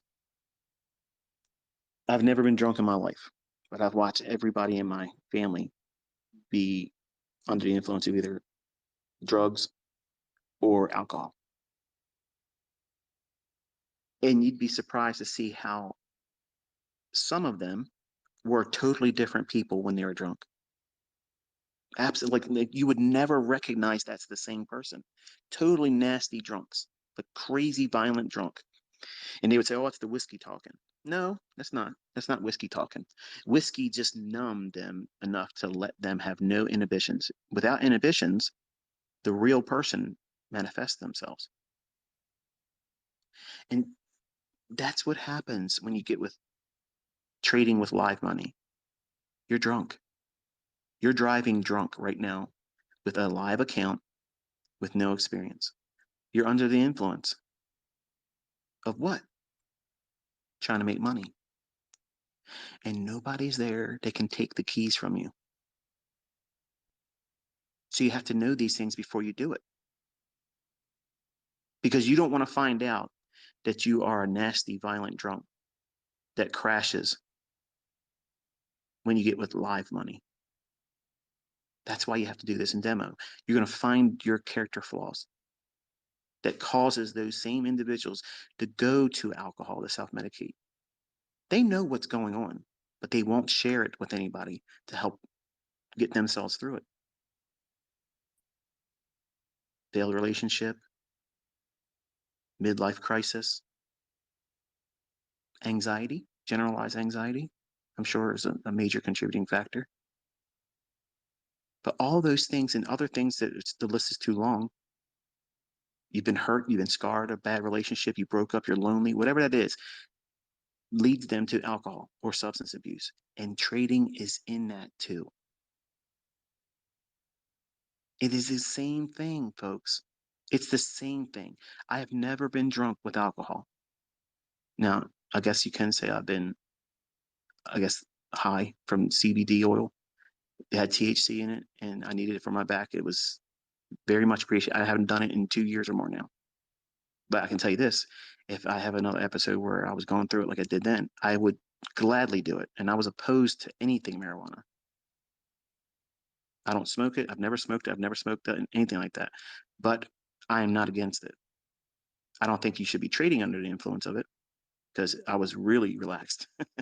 But the point is, trading with live money If you don't know yourself, you don't know your model, and you don't know the way the market is behaving, and you haven't seen at least 4 quarters or a full year of what seasonality looks like, you have no baseline. You have no idea. So that's equivalent to you flying into a city you've never been, heartbroken, angry because someone left you, you got fired, you got a cancer diagnosis, 6 months to live, and now you're in a hotel where there is a high-end bar right across the street. What are you going to do? You're going to go over there and medicate yourself. But how are you going to conduct yourself after that? You don't know. So why would you do that with live money? You don't know what you're going to do to yourself. And you don't know the consequences that you're going to do to yourself as a result of whatever it is you do while you're drunk. Trading with live money, losing that, the pain that that's going to bring on because you weren't ready, and you're going to know that you weren't ready when you were ignoring that you knew beforehand. And that's going to present all kinds of scar tissue. That's going to promote you to do what? Make bad decisions. And now you have fear. When teaching my students to operate and learn about themselves in a demo, that's what the demo is there for. But they tell you, here, learn our platform, learn how to trade the patterns that you do with the demo. Well, you think you watched a video by me or someone else or read a book? That's what I did. Oh, I know what that looks like, a 1, 2, 3 top. Oh yeah, it's a descending wedge, and that's a head and shoulder. I'm ready. You're not. I wasn't. This is the way it is, folks. But the demo is there for you to discover who you are. What makes you tick? Where are you impulsive? See, that's what it takes to do this. And anybody that tells you otherwise is full of shit. And that's just the way it is. They have some kind of ulterior motive. They have something to sell you. They want to derail you. But I'm telling you, you can do this, but you're going to have to submit to a lot more time than you want to. But once you learn how to do it and you know what sets you off, what makes you feel impulsive, what are the triggering mechanisms in your personal life, in your thinking? Are you wrestling with a mental illness that makes you do certain things that are not supportive for a successful endeavor in trading, that you have to now find coping mechanisms? Are you a drunk? Are you a drug user? If you are, you need to tackle that because trading will not work with that. Are you in a toxic relationship? If it is that you're in a toxic relationship, you either fix the relationship or leave it. And if you've been, removed against your choice from a relationship because they left you, or you had to leave because it was a toxic relationship, you have to let that go and forgive them and forgive yourself and move on. Because if you're feeling all those things, those pressures and regrets, and what if thinking if we stayed together, or what if I would have left sooner, it would have been so much better, you got to stop. Because all those things are going to trigger you to want to feel better. And to feel better, you escape. That's what I did. I got in an RV and I escaped. The pressure of me wanting to do something I know my rules say I'm not going to be able to do. So I had to take myself away from it. I've never been drunk before, but I get drunk in these markets because I get a bloodlust. I know what I can do in here, but I also know that you're not going to, like, just yesterday. I recorded the trade. I told you where it was going to go for ES. Tired. I could not really focus. I was tired, really, really tired. When I was driving home, the yellow line was literally vanishing, and I had to keep blinking and like, okay, I'm talking about the yellow line on the left side of the lane. So I was passing semi trucks to get around them. Average speed 76 miles an hour. Not safe, but I wanted to get home. Like I wanted to get home and bed down here. And I just I just lost my train of thought. That's what I just did, really. But ugh, before I mentioned what I said, I'm gonna need you to help me out here. I'm gonna go to Twitter. What was the thing I said right before? What was I saying? Once you tweeted to me, I don't know exactly where I was.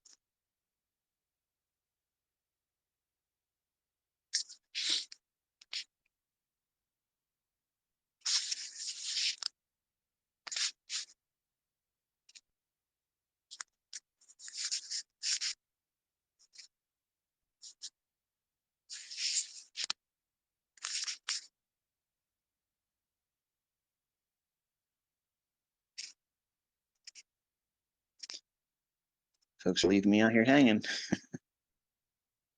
No, I was saying right before driving home, I was tired, but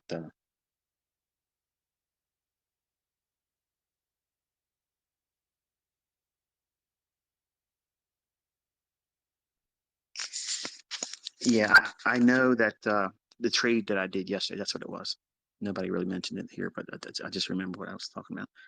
Um, I I told you what the ES was going to do in tweets. I said I'd like to see the new day opening gap, which is the difference between where Friday's, not Friday, but where 5 p.m. closing price is, and then the restart at 6 p.m. Eastern time. That's new day opening gap. Uh, Friday, we didn't completely close that in, and we traded lower, and we traded down into the gap of a fair value gap on the 5 minute chart, which set the stage for a rally up into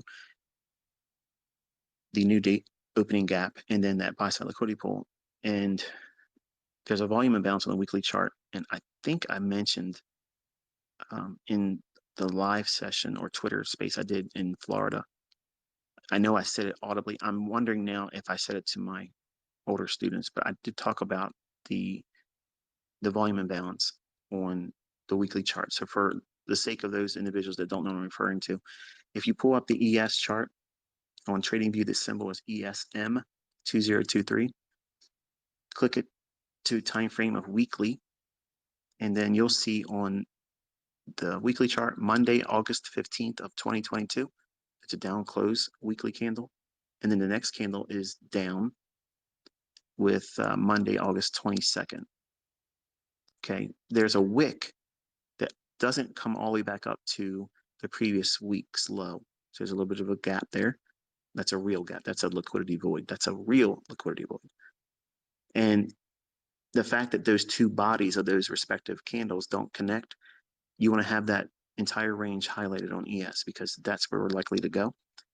And if you look at the fair value gap that's on the March 27th of 2023 on that same weekly chart, the only thing we did was we traded down into that.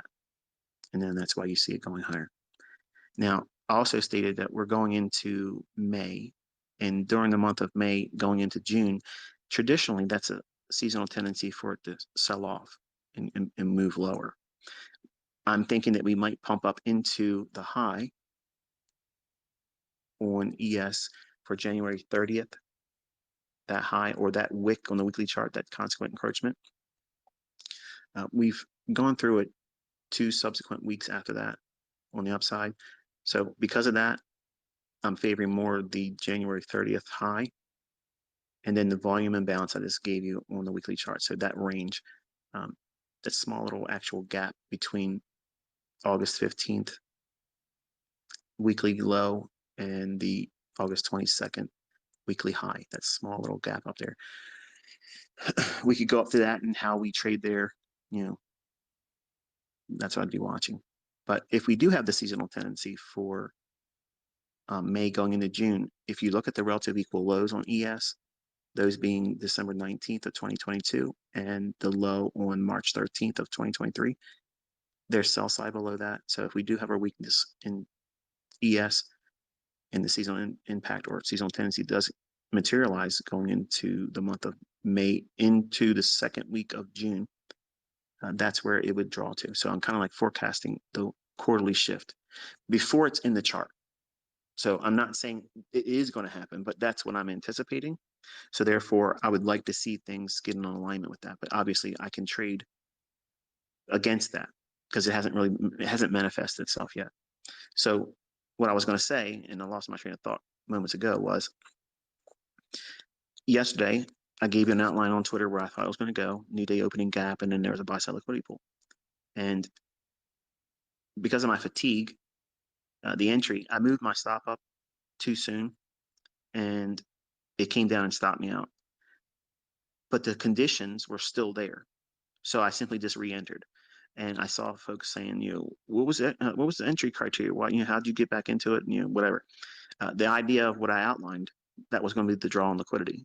And we had already traded it to an old new week opening gap high multiple times. And we had 3 times that it traded lower on a 1 and 5 minute chart. So sell side is wiped out. So the inefficiency is going to be on the buy side. So reaching higher, how high can it go? To old new week opening gap, to the new day opening gap, and to an old buy sell liquidity pool high and higher. That's basically what I tweeted. So I recorded that and showed that example, and there it is. So I have ways of trading, getting into a setup that aren't going to be always explained to you. But the models that I teach, if you stay with that, I told you as the student, I told you to wait until the silver bullet forms. The silver bullet is highlighted in that fair value gap. That when I usually do a fair value gap for bullishness, it'll either be like a light blue, or sometimes if I'm not using blue, it'll be green. If I'm looking for something that's bearish, it's just going to be some hue or color that's red. Okay. But I highlighted that fair value gap in the recording. That's the one that was going to be used for silver bullet. And you can see it does in fact deliver on that basis. It goes and runs up and goes higher. You're learning to be rule-based.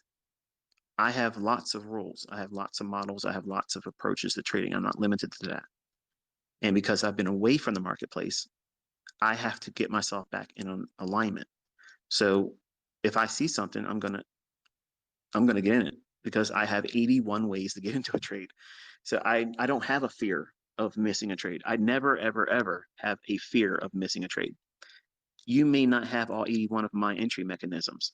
You have a number of them, but you won't have fear of missing out because I'm giving you time-based setups.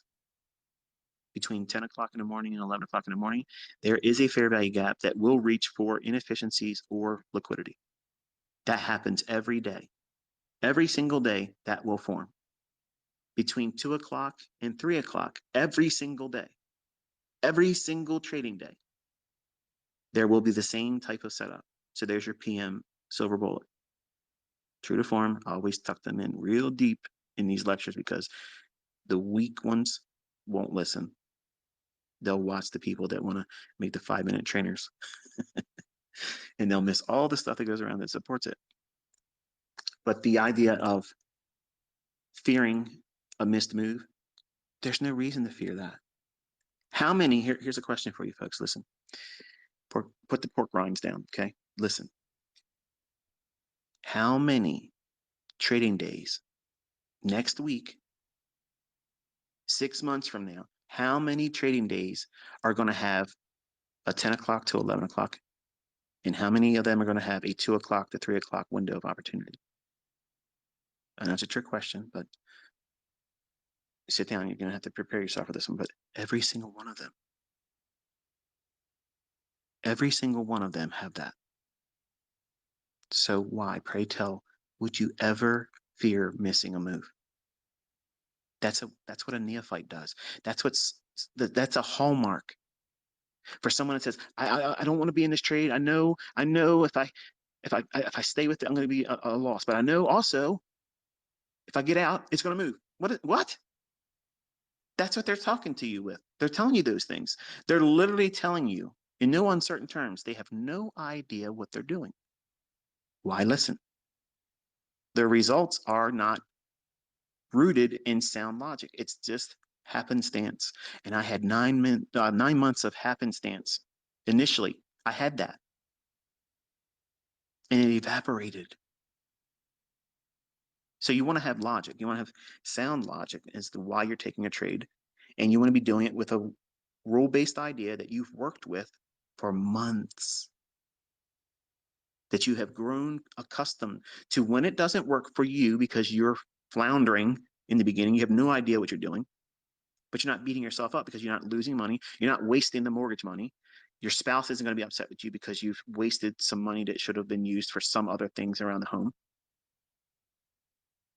If you just listen to me, I'm going to keep you out of trouble. Your spouse can't be upset with you because you didn't waste any money. I'm not charging you any money. I'm teaching you a life skill that is absolutely going to benefit you in more ways than you realize. But you can't do things outside of what I'm telling you to do and what not to do. If you do, you're teaching yourself. The results are yours. And when you fail, don't ascribe that to me. The folks that listen to me, that do everything I tell them to do and what not to do, and how to progress and practice and study and learn in a demo account. Stop listening to people complain about, I'm teaching you in a demo account. Why doesn't this guy trade with a live account? Why can't you be as accurate as I am? How about that? Okay, let's start there. How come you can't be as accurate as I can? Because until you get that fixed, I don't need to do anything else. So be comfortable with discovering who you are. Be comfortable with not knowing all the answers in the beginning because you'll learn them. You'll find your own unique approach to doing this with everything that everyone else has been exposed to with my content. You might not want to trade at 2022 model. You might use the optimal trade entry. You might just simply do a bullish breaker, bearish breaker. That's enough for you. During 10 o'clock to 11 o'clock, if a breaker forms, okay, there's nothing wrong with that. You just won't get the better fill that the fair value gap would give you. So it's a matter of letting your own personal tastes and your own personality dictate what you're going to do. That way you don't feel pressed into a mold and have the same feelings I had, where I can only trade what this guy said in this book. And if it didn't make sense to me, I wasted all those times forcing something that wasn't fitting me. It didn't fit me. And that's why I'm practical. I know I'm not the best mentor out there. I'm not. I've always maintained that's something I wish I was better at. But nothing out there is better than what my concepts do. There's nothing better than precise, timely, precise, precision, sound logic, understanding liquidity, understanding the algorithmic macros that really starts these moves. They're predictable. And you can rest assured that there's much more coming this year. And what I've already given you is more than you'll ever find in any other medium.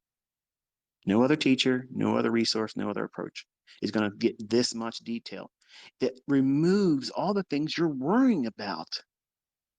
You're worrying about what happens if this and what happens if that. How about what if you just listen, follow the rules, and let time do its work?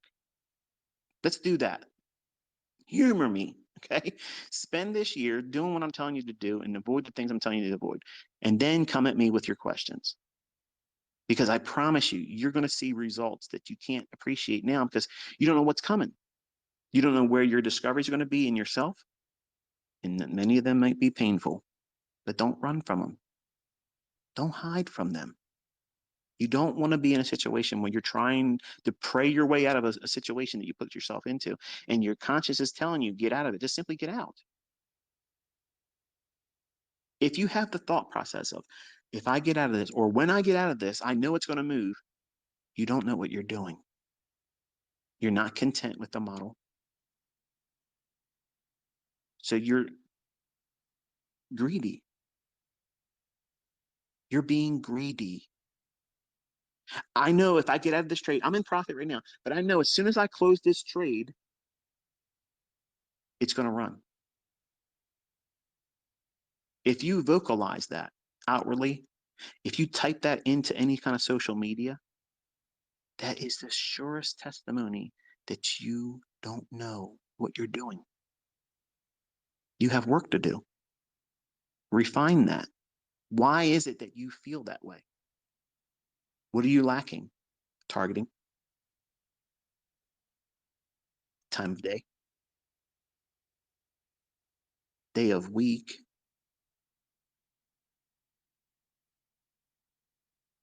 Simple. But you can't appreciate that until you wrestle with it. And then when you come to terms with it and you understand, oh, well, I don't have to be concerned about if I get out of it and it runs because the setups that I use, they're time based and they form every day within a 60-minute window. What am I worried about? Like, you're never going to have another 10 o'clock to 11 o'clock period ever in trading. Like, there's never going to be another trading day that never has that time window aspect. Even on holiday schedules, there's a 10 to 11 because they shut it down at noon. Silver bullet. That's why it's named that. But if you have a full trading day, you have one again between 2 o'clock and 3 o'clock. That could be your entire model. Why are you stressing? You're worried about stuff that has no real bearing on the success or failure of your future trading endeavor. You're making mountains out of molehills, worrying about stuff that's eating up energy, time, and concern.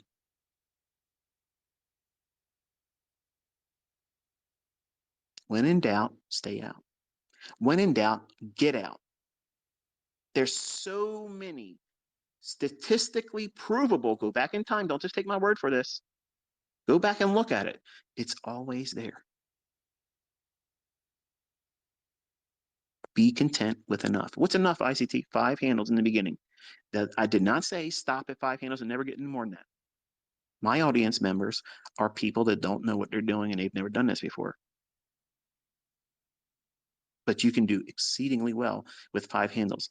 Imagine if you just did 5 handles in the morning and 5 handles in the afternoon. And you did that twice a week. What kind of impact would that have? Just with one mini contract. We're not talking about 5 contracts or 15 contracts because the funded account says you can trade that many. What would that do for you? A lot. What would it do if you just got one of them a week and you had the discipline to stop and you were consistent with doing that? How's that failure? But see, in your mind, you're already saying that's not enough because you see me and other students doing way more than that. That's incorrect. That's toxic logic. You can't think like that in the beginning. That's what gets everybody in trouble. And you're going to find yourself in that situation where your heavens are like brass. And you're going to be praying, please fix this. Please help me get better at this. Please, please, please. Even atheists find a way to start talking to Jesus then.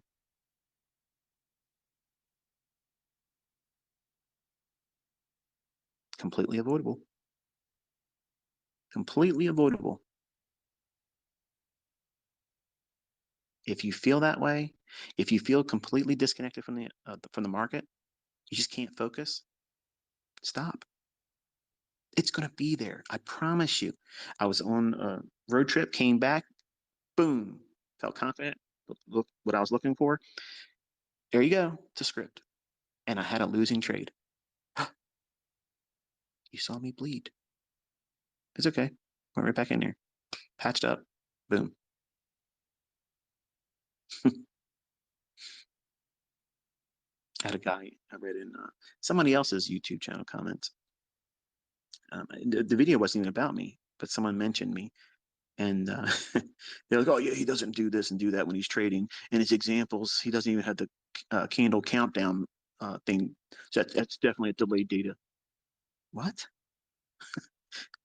The things that people come up with as an excuse to simply not learn what it is I'm teaching for free is ridiculous. It's ridiculous. But that's human, right? People are human. You know, you're human. I'm human. We all have our things, our quirky little things we have to deal with. Mine is wrestling with proving. Every single time I go out and do anything, in my mind, I'm expecting to hear my grandfather say, That was good, but I'm never going to get it. So that's what keeps me going. All the accolades and all the handshaking, the high fives and the way to go ICT, keep going, that you all do for me, it's appreciated, but it's never going to scratch the itch that I'm looking for. Okay. So that's not the motivation. You aren't the motivation. But when you find success and you overcome your barriers, man, that's rocket fuel for me. When you're honest with me and I can track, because I don't know all of you, but I have about a dozen of you on Twitter that are pretty consistent with posting things to me or whatever. Some of you, not among these dozen, but some of you always simply post where you did it right. And you've never said anything about how it was hard for you about that particular day. When I've said this day was hard. That to me indicates that you're sugarcoating and you're looking for outward, well, approval. That's not what you want to be doing either. You're inviting something that helps you feel like you're wearing a band-aid on a blister on the back of your heel. Because in privacy, you're really doing damage to yourself. And when you get something that worked, you're coming out and showing it. Basically what they accuse me of, the people that don't like me, let's say, oh, he's cherry picking this. I outlined yesterday what the ES was going to do and it delivered it. So I only operated in what you saw. And I showed you a day before trade with the bond markets. That way you can know it's the same account. It wasn't just a reset type thing. So anyway, I saw a lot of you asking about bonds. I'll talk about bonds, in the fall, right before we get to November. But one market's enough. And to answer the folks that are asking about crypto, does my stuff work in crypto? I don't know. I have students that swear by it. I've never traded crypto in my life. I have no intentions of ever trading crypto. So there's that. So hopefully I answered that for you. That if you've been waiting this long to hear it, I should have said it in the beginning, but I wanted to get to that story about almost getting held up at in South Carolina. Can you imagine? Can you imagine? Like I don't know. Like that. That was a wild, wild event. But be careful. Be careful in what you're doing in the market, but really be careful in public now. Don't walk around watching your phone, and don't be flashing, money or doing things. And don't go shopping by yourself, ladies. If you're going out and you're spending money, you're buying stuff, you don't know if you're being watched, followed back to your home.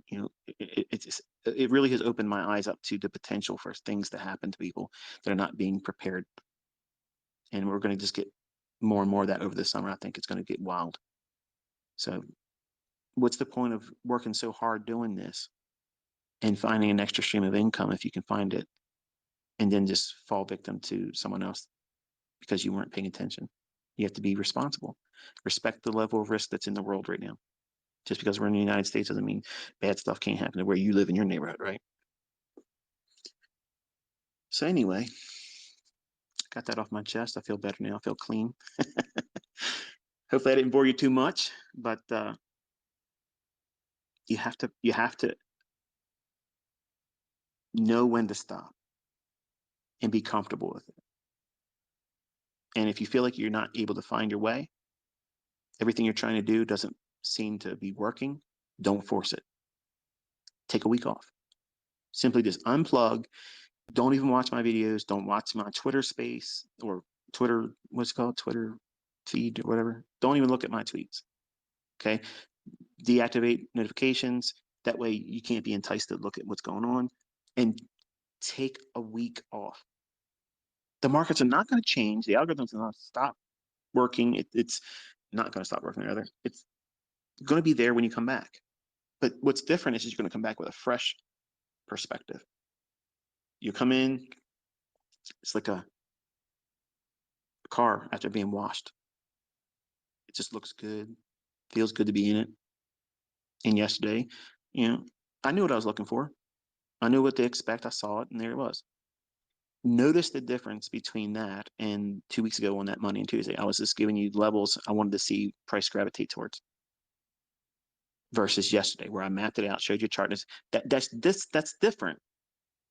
That's different. That's knowing what you want to see happen in price because everything is indicating it's likely to do that. Versus, okay, we're looking for a draw on liquidity right now. That's tape reading. It's an understanding of getting a feel for where we're at, building a narrative versus knowing what the narrative is and saying, here's what it's going to do, and this is what I want to see happen. That means if I get what I need in terms of an entry, I'm in it. I got in it, fatigued, wanted to get through it faster because I was tired. I regretted actually putting the trade on. So I think to myself, do I just let my limit order go and go to sleep?